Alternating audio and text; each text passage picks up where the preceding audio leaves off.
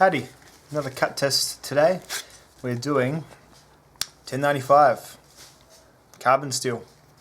This is on the Esee 4. I think it's heat treated to 57 Rockwell, and this is the one with the rounded handle mod, so it should be a bit nicer to use than the other Esee that I had with the flat handles, because it already does feel very nice in the hands. But not about the handle today, it's about the steel. Let's see how many cuts this work sharped edge, so it's a light convex edge, goes through the C-cell rope width before it no longer slices paper. Right now it's quite, well, I'd pretty much say about as sharp as I can get it. So let's see, show you there, pop some hairs off.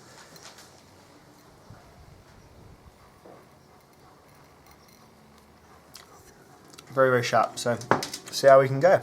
See if it's anywhere near as good as the modern stainlesses of the world.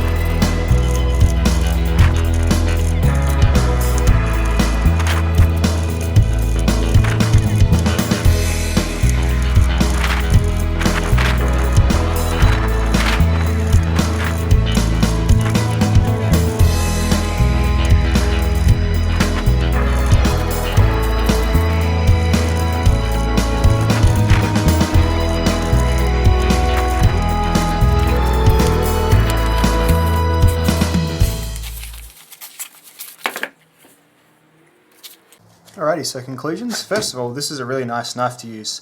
That handle, much better than your standard Esee slab handle.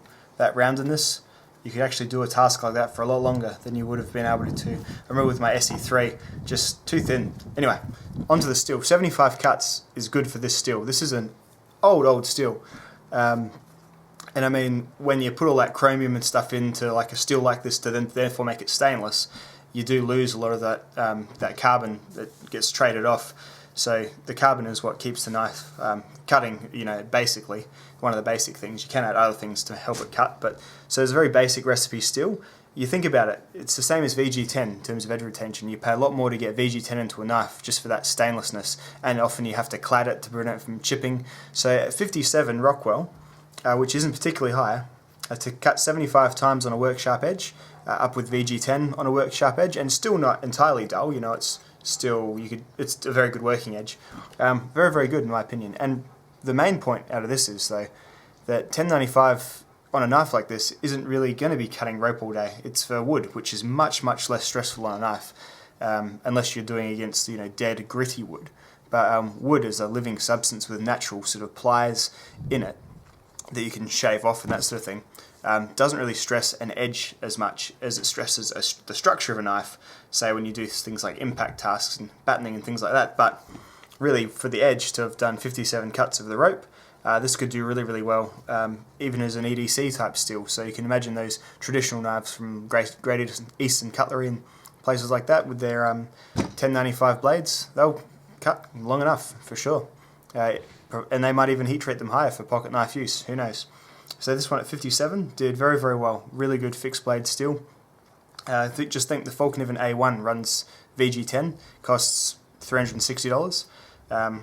Or more comparably, the S1 costs, you know, $280.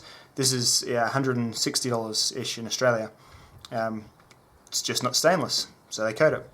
Really good stuff. Happy with that test. Thanks for watching. I'll see you in the next one.